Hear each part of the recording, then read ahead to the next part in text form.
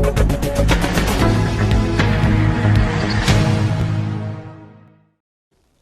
had told me one thing which I mentioned in my speech earlier.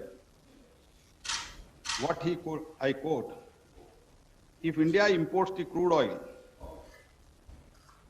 it is understandable, but import of coal is equivalent to committing to a sin. This is what Honorable Prime Minister had told it to me.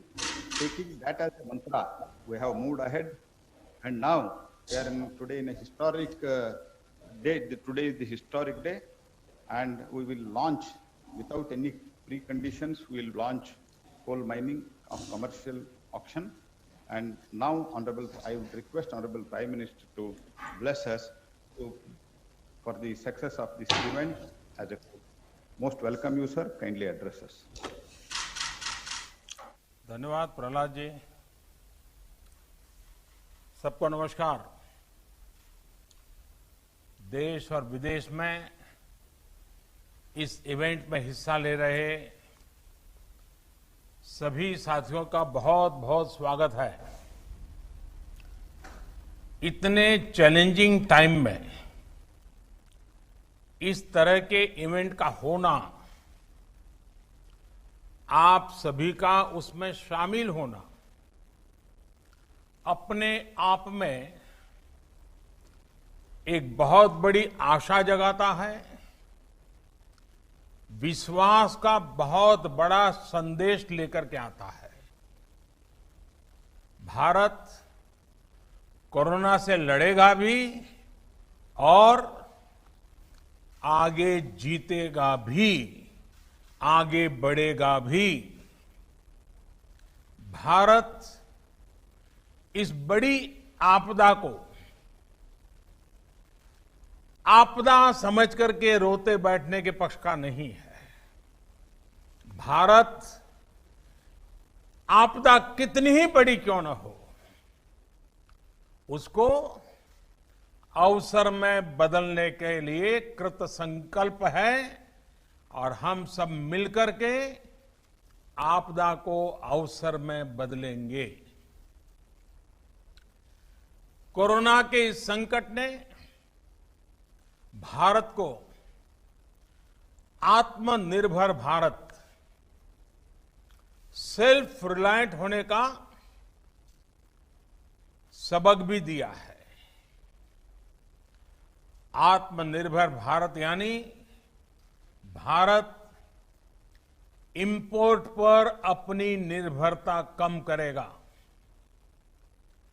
आत्मनिर्भर भारत यानी Bharat import पर खर्च होने वाली लाखों करोड़ों रुपयों की विदेशी मुद्रा बचाएगा और देश के गरीबों के कल्याण के लिए काम में लाएगा।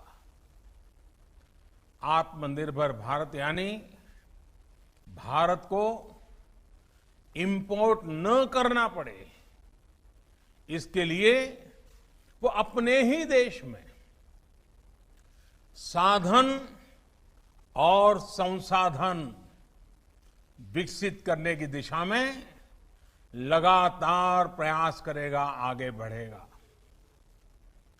आत्मनिर्भर भारत यानी जिसे आज हम इंपोर्ट करते हैं, कल को, और ये बात मैं बहुत जिम्मेवारी के साथ आप सबके पर भरोसा होने के लिए कह रहा हूं, ये आप पर मेरा जो भरोसा है उसके लिए मैं कह रहा हूं कि आज हम जो इंपोर्ट करते हैं, कल को उसी के सबसे बड़े एक्सपोर्टर बनेंगे।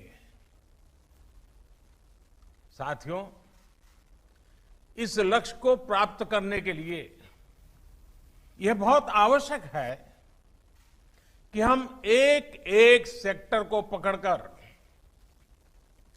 एक एक प्रोडक्ट को पकड़कर, एक एक सर्विस का ध्यान करते हुए होलिस्टिक तरीके से काम करें। एक एक क्षेत्र को चुन करके उस क्षेत्र में भारत को आत्मनिर्भर बनाएं। आज का ये इवेंट इसी सोच को साकार करने की दिशा में एक महत्वपूर्ण इनिशिएटिव है, एक मजबूत कदम है। आज एनर्जी सेक्टर में भारत को आत्मनिर्भर बनाने के लिए, सेल्फ रिलायंट बनाने के लिए एक बहुत बड़ा कदम उठाया जा रहा है। ये कार्यक्रम सिर्फ कोल माइनिंग से जुड़े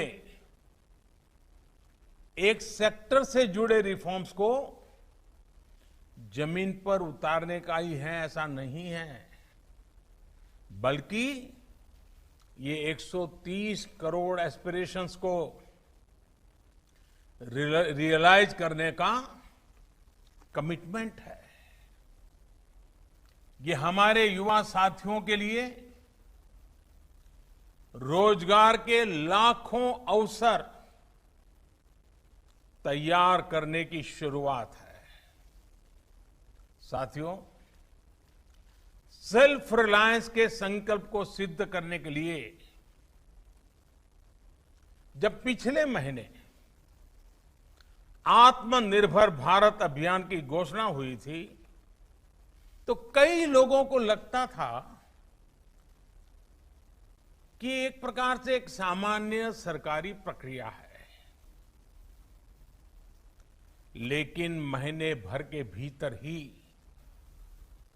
हर घोषणा, हर रिफॉर्म्स, चाहे वो एग्रीकल्चर सेक्टर में हो, चाहे एमएसएमईज के सेक्टर में हो, या फिर अब कोल और माइनिंग के सेक्टर में हो, हर क्षेत्र में एक साथ अनेक प्रकार के कदम उठाए जा रहे हैं, निर्णय किए जा रहे हैं और निर्णयों को तेजी से जमीन पर उतारने के लिए हर कोई कोशिश कर रहा है। ये दिखाता है कि भारत इस क्राइसिस को अपॉर्चुनिटी में बदलने के लिए कितना गंभीर है, कितना कमिटेड है।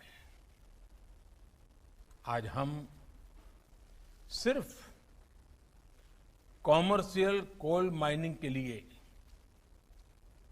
ऑक्शन ही लॉन्च नहीं कर रहे हैं, बल्कि कोल सेक्टर को दशकों के लॉकडाउन से भी बाहर निकाल रहे हैं। कोल सेक्टर के लॉकडाउन का क्या प्रभाव रहा है, ये मुझसे भी ज्यादा आप सब लोग बेहतर तरीके से जानते हैं। सोचिए, जो देश कोल रिजर्व के हिसाब से दुनिया का चौथा सबसे बड़ा देश हो, जो दुनिया का दूसरा सबसे बड़ा प्रोड्यूसर हो, वो देश कोल का एक्सपोर्ट नहीं कर रहा है, बल्कि हमारा देश दुनिया का दूसरा सबसे बड़ा कोल इंपोर्टर है, कोल आयात करता है। बड़ा सवाल ये है कि जब हम दुनिया के लार्जेस्ट प्रोड्यूसर हैं, एक प्रकार से लार्जेस्ट प्रोड्यूसर के जो मेन ग्रुप हैं, हम उसमें से एक हैं। अगर ये सच्चाई है तो हम लार्जेस्ट एक्सपोर्टर क्यों नहीं हो सकते? और ये हम सबको अपने आप को पूछना है। और यही सवाल मेरे आप सभी को और करोड़ों भारतीयों के मन में भी हमेशा उठता रहा है। साथियों, हमारे यहां दशकों से यही स्थिति चल रही थी। देश के कोल सेक्टर को कैप्टिव और नॉन कैप्टिव के जाल में उलझाकर रखा गया था। इसको कंपटीशन से बाहर रखा गया था। ट्रांसपेरेंसी की एक बहुत बड़ी समस्या बार बार सामने आई है। ईमानदारी से ऑक्शन को छोड़िए, कोयला खदानों के अलॉटमेंट में बड़े बड़े घोटालों की चर्चा हर किसी ने सुनी है, हर समय हुई है, हर कोने में हुई है। इस वजह से देश के कोल सेक्टर में इन्वेस्टमेंट भी कम होता था और उसकी एफिशिएंसी भी हमेशा सवालों के घेरे में रहती थी। कोयला निकलता किसी राज्य में था, जाता सैकड़ों किलोमीटर दूर किसी अन्य राज्य के पावर प्लांट के लिए होता था, जबकि वे राज्य के पावर प्लांट्स कोयले का इंतजार करे रह जाते थे। यानी काफी कुछ मिसमैनेज था, अस्त व्यस्त था। साथियों, साल 2014 के बाद स्थिति को बदलने के लिए एक के बाद एक कई कदम उठाए गए। जिस कोल लिंकेज की बात कोई सोच नहीं सकता था, वो हमने करके दिखाया। ऐसे कदमों के कारण कोल सेक्टर को मजबूती भी मिली। आज बड़े बड़े रिफॉर्म्स को एब्सॉर्ब करने की ताकत उसके अंदर आ रही है। अभी हाल में हमने वो रिफॉर्म्स किए जिसकी चर्चा दशकों से चल रही थी, आप लोग भी कर रहे थे, जो अपने आप को एक्सपर्ट कमेंटेटर मानते हैं, वे भी कर रहे थे। अब भारत ने कोल और माइनिंग के सेक्टर में कंपटीशन के लिए, कैपिटल के लिए, पार्टिसिपेशन और टेक्नोलॉजी के लिए पूरी तरह से खोलने का बहुत बड़ा फैसला लिया है। इसका भी ध्यान रखा गया है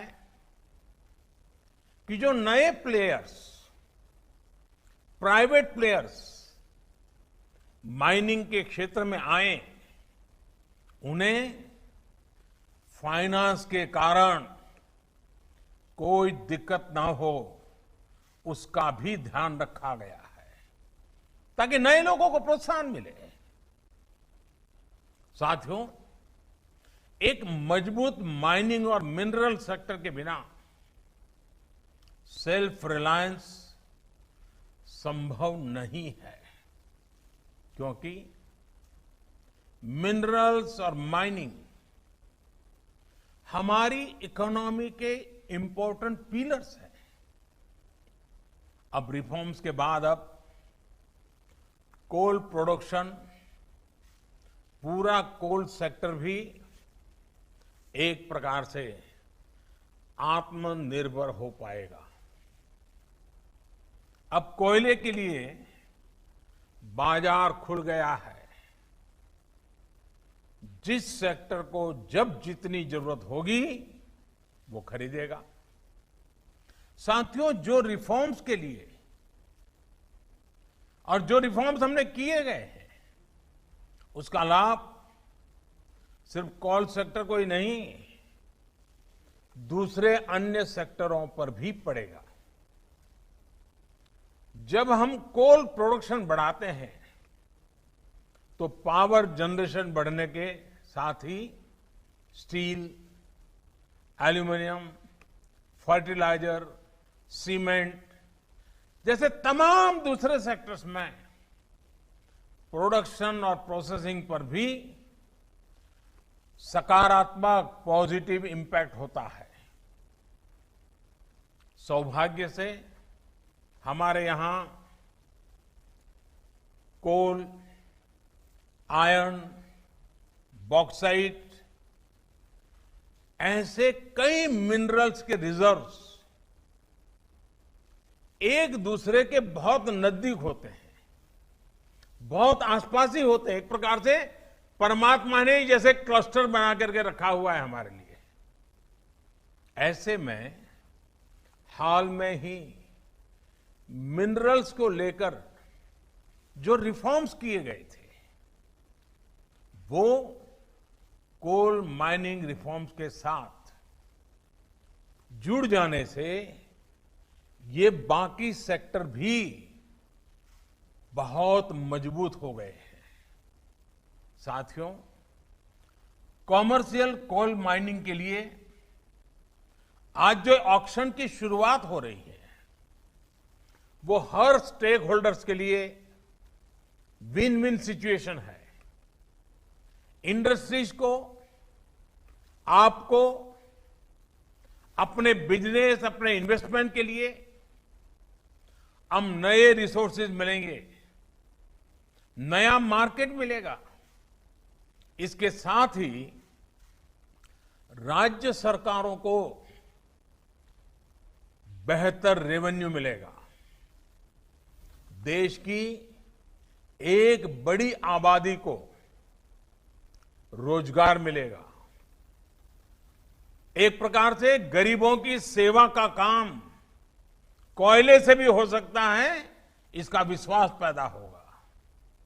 यानी हर सेक्टर पर एक पॉजिटिव असर देखने को मिलेगा। और मैं जो फील कर रहा हूं, इसके कारण हमारे देश के गरीब इलाकों के और गरीब लोगों के सबसे ज्यादा आशीर्वाद हम सबको मिलने वाले हैं। साथियों, कोल रिफॉर्म्स करते समय इस बात का भी ध्यान रखा गया है कि एनवायरनमेंट की रक्षा का भारत का कमिटमेंट कहीं से भी कमजोर न पड़े। कोल से गैस बनाने के लिए अब बेहतर और आधुनिक टेक्नोलॉजी का हम प्रयोग करना चाहेंगे और टेक्नोलॉजी आ पाएगी। कोल गैसिफिकेशन जैसे कदमों से एनवायरनमेंट की भी रक्षा होगी। कोयले से बनने वाली गैस का उपयोग ट्रांसपोर्ट और कुकिंग के लिए हो पाएगा। यूरिया और स्टील मैन्युफैक्चरिंग से जुड़े उद्योगों को प्रमोट करेगा। हमने लक्ष्य रखा है कि साल 2030 तक, 2030 तक, यानी कि इस दशक में करीब 100 मिलियन टन कोल को गैसिफाई किया जाए। मुझे बताया गया है कि इसके लिए 4 प्रोजेक्ट्स की पहचान हो चुकी है और इन पर करीब करीब 20,000 करोड़ रुपए इन्वेस्ट किए जाएंगे। साथियों, कोल सेक्टर से जुड़े ये रिफॉर्म्स ईस्टर्न और सेंट्रल इंडिया को, विशेषकर हमारी ट्राइबल बेल्ट को डेवलपमेंट का पिलर बनाने का भी एक बहुत बड़ा जरिया है। हमारे यहां जहां कोयला है, जहां मिनरल्स है, देश का वो हिस्सा प्रोग्रेस और प्रॉस्पेरिटी के मामले में उस स्तर पर नहीं पहुंच पाया है। देश का ये वो हिस्सा रहा है जहां बड़ी संख्या में एस्पिरेशनल डिस्ट्रिक्ट भी हैं। वो जिले जहां के लोग विकास के लिए एस्पायर कर रहे हैं, लालायित हैं, कर गुजरने का इरादा रखते हैं, सामर्थ्य है, शक्ति है, समझ है, सब कुछ है, लेकिन यही जिले विकास की दौड़ में बहुत पीछे रह गए हैं। आप कल्पना कर सकते हैं, देश में 16 एस्पिरेशनल डिस्ट्रिक्ट्स ऐसे हैं जहां कोयले के बड़े बड़े भंडार है, लेकिन इनका लाभ वहां के लोगों को उतना नहीं हुआ जितना होना चाहिए था। वहां के गरीबों का जितना भला होना चाहिए था वो नहीं हुआ। यहां से बड़ी संख्या में हमारे साथी दूर दूर अपने बूढ़े मां बाप को छोड़ करके, अपने खेत खलिहान को छोड़ करके, अपने यार दोस्तों को छोड़ करके बड़े शहरों में रोजगार के लिए, एम्प्लॉयमेंट के लिए माइग्रेशन करते हैं। ऐसी अनेक समस्याओं को कम करने और पूर्वी भारत और मध्य भारत की एक बड़ी आबादी को उसके घर के पास ही बेहतर रोजगार के अवसर देने में कॉमर्शियल माइनिंग तरफ हम जो कदम उठा रहे हैं वे एक इच्छित परिणाम लाएंगे। और जब मैं इच्छित परिणाम की बात करता हूं, मुझे इन क्षेत्रों का विकास करना है, हमें वहां के गरीबों का भला करना है, हमें पहले उस इलाके को आत्मनिर्भर बनाना है, बना के हर परिवार को आत्मनिर्भर बनाना है, हर गरीब की जिंदगी में बदलाव लाना है। आज जिन कोल ब्लॉक्स का ऑक्शन हो रहा है, इनसे ही इस क्षेत्र में लाखों जॉब पैदा होने का अनुमान है। इतना ही नहीं, कोयला निकालने से लेकर ट्रांसपोर्टेशन तक को बेहतर बनाने के लिए जो आधुनिक इंफ्रास्ट्रक्चर तैयार किया जाएगा, उससे भी रोजगार के अवसर बनेंगे, वहां रहने वालों को अधिक सुविधाएं मिलेगी। अभी हाल ही में सरकार ने इस तरह के इंफ्रास्ट्रक्चर पर 50,000 करोड़ रुपए खर्च करने का निर्णय किया है। साथियों, कोल सेक्टर में हो रहे रिफॉर्म, इस सेक्टर में हो रहा निवेश लोगों के जीवन को, विशेषकर हमारे गरीब और आदिवासी भाई बहनों के जीवन को आसान बनाने में बहुत बड़ी भूमिका निभाएगा। कोल प्रोडक्शन में, अनकोल प्रोडक्शन से राज्यों को एक्स्ट्रा रेवेन्यू मिलेगा, उसका इस्तेमाल वहां की जन कल्याण योजनाओं में होगा, उस राज्य के विकास में होगा। इसके साथ ही राज्यों को डिस्ट्रिक्ट मिनरल फंड, उससे भी बहुत मदद मिलने वाली है और ये मदद जारी रहेगी। इस फंड का बड़ा हिस्सा कोल माइनिंग के आसपास के इलाकों में जरूरी सुविधाओं के विकास में लगाया जा रहा है। वहां के लोगों की जिंदगी, ईज ऑफ लिविंग, उनको जीने के लिए जूझना न पड़े, उन्हें सरकारों के साथ जद्दोजहद न करना पड़े, वो आत्मसम्मान से जिए, वो आत्मनिर्भर होकर के जिए। यानी जहां संपदा है वहां रहने वालों में संपन्नता भी हो। इस लक्ष्य को लेकर हम आगे बढ़ रहे हैं। आज उठाए जा रहे ये कदम इस लक्ष्य को हासिल करने में बहुत मददगार सिद्ध होंगे। साथियों, ये ऑक्शन ऐसे समय में हो रहा है जब भारत में बिजनेस एक्टिविटी तेजी से नॉर्मल हो रही है। कंजम्पशन और डिमांड बड़ी तेजी से प्री कोविड लेवल की तरफ आगे बढ़ रहे हैं। ऐसे में इस नई शुरुआत के लिए इससे बेहतर समय हो ही नहीं सकता। पावर जनरेशन हो, कंजम्पशन हो, पेट्रोलियम प्रोडक्ट्स की डिमांड हो, इनमें मई के आखिरी और जून के पहले हफ्ते में तेजी से बढ़ोतरी हुई है। इसी तरह अप्रैल की तुलना में ई वे बिल्स उसमें करीब 200% का बड़ा उछाल देखने को मिला है, 200%। जून में टोल कलेक्शन भी फरवरी के कलेक्शन का 70% तक पहुंच चुका है।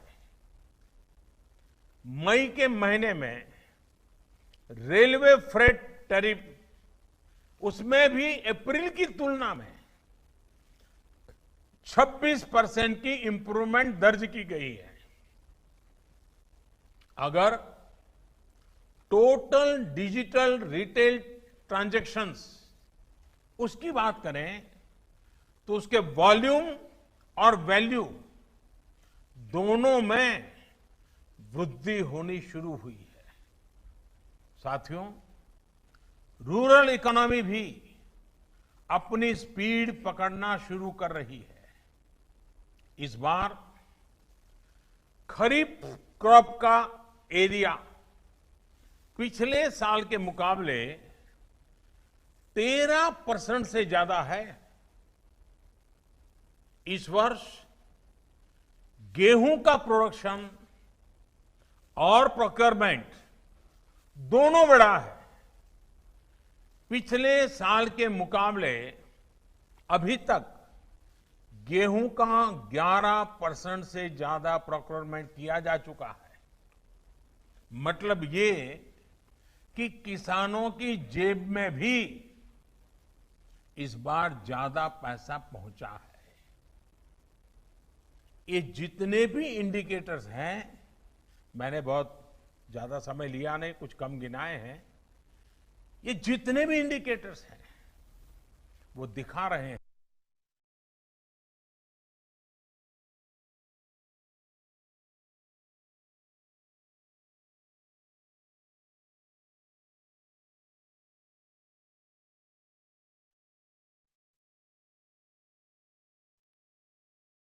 बाहर निकला है,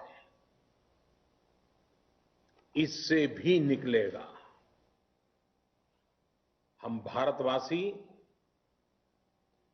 अगर करोड़ों कंज्यूमर हैं तो ये न भूलें कि हम भारतवासी करोड़ों प्रोड्यूसर भी हैं। भारत की सक्सेस, भारत की ग्रोथ निश्चित है। हम आत्मनिर्भर बन सकते हैं। आप याद करिए, सिर्फ कुछ सप्ताह पहले तक हम N95 मास्क, कोरोना की testing kit, personal protective equipment PPE, ventilator, अपनी जरूरत का ज्यादातर हिस्सा हम बाहर से मंगाते थे। अब भारत अपनी डिमांड को मेक इन इंडिया से पूरी कर रहा है। इतना ही नहीं, बहुत जल्द हम महत्वपूर्ण मेडिकल प्रोडक्ट्स के एक्सपोर्टर भी बनेंगे। आप अपना विश्वास, अपना हौसला बुलंद रखिए। हम सब मिलकर के ये सपने साकार कर सकते हैं। हम आत्मनिर्भर बन सकते हैं और ये हम सबका संकल्प है। 130 करोड़ देशवासियों का संकल्प है। हमें आत्मनिर्भर भारत बनाना है और हम आत्मनिर्भर भारत बना सकते हैं। सेल्फ रिलायंट इंडिया की जो जर्नी 130 करोड़ भारतीयों ने शुरू की है, आप भी उसके भागीदार हैं। आप नेतृत्व करने के लिए आगे आइए। जीवन में ऐसे मौके बहुत कम आते हैं जब कुछ कर करके इतिहास को मोड़ देने की मौका आ जाता है। आज भारत के उद्योग जगत को, आज भारत के व्यापारी जगत को, आज भारत के सर्विस सेक्टर को लीड करने वाले लोगों के लिए इतिहास को बदलने का मौका आया है। इतिहास की दिशा बदलने का मौका आया है। भारत के भाग्य को बदलने का मौका आया है। हमें इस मौके को जाने नहीं देना है। हमें इस अवसर को छोड़ना नहीं है। आइए भारत को आगे बढ़ाएं, भारत को आत्मनिर्भर बनाएं। साथियों, आज मुझे आपके बीच आने का मौका मिला। मामला तो कोयले का है, हीरे के सपने देख करके चलना है। एक बार फिर आप सभी को इस अहम शुरुआत के लिए, कोल सेक्टर के इस अहम पड़ाव के लिए मेरी तरफ से बहुत बहुत शुभकामनाएं हैं। मैं विशेष रूप से मंत्रिपरिषद के मेरे साथी प्रहलाद जोशी जी को और उनकी टीम को बहुत बधाई देना चाहता हूं, क्यों उन्होंने इस लॉकडाउन पीरियड का इतना उपयोग किया। पूरे डिपार्टमेंट के हर बारीकियों का अध्ययन किया। देश के लिए नया क्या कर सकते हैं, नए तरीके से क्या कर सकते हैं, उन्होंने एक बहुत बड़ी लीडरशिप दी है। मैं प्रहलाद जी को, उनके सचिव और उनकी टीम को आज बहुत बधाई देना चाहता हूं। आपको लगता होगा कि आप एक छोटा सा कार्यक्रम कर रहे हैं।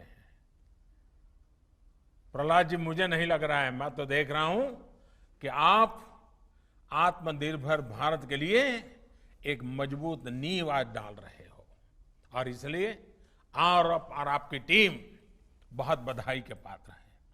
उद्योग जगत के जो साथी आज यहां मौजूद है, उनको मैं फिर से एक बार विश्वास दिलाना चाहता हूं,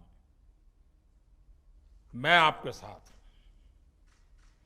देश हित के हर काम में आप 2 कदम चलिए, मैं 4 कदम चलने के लिए आपके साथ हूं। आइए हम मिलकर के इस अवसर को जाने न दें। फिर एक बार आप सबको बहुत बहुत शुभकामनाएं, बहुत बहुत धन्यवाद।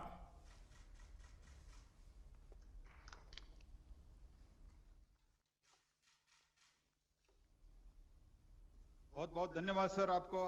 आपने हमारा you have inspired us and इसके कारण हमको पूरा विश्वास है कि ये कमर्शियल कोल माइनिंग और आगे भी हम कुछ इसमें बहुत तेजी से बदलाव और भी जारी कर रहे हैं और इसमें बहुत बड़ा इन्वेस्टमेंट भी हम करवा रहे हैं आपके लिए। इसके लिए भी मैं आपका आशीर्वाद चाहते हुए आपको बहुत बहुत धन्यवाद।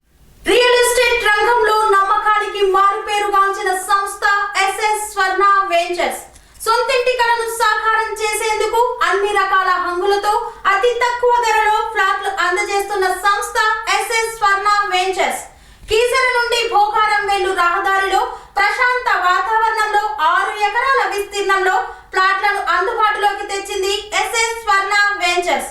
అన్ని సౌకర్యాలు అతి చేరువలో అతి తక్కువ ధరలో అందరికీ అందుబాటులో గల ఈ అవకాశాన్ని వినియోగించుకునేందుకు వెంటనే సంప్రదించండి। ఎంచుకోండి. ప్లీజ్ కాంటాక్ట్ 9030232291 మరియు 9491374736.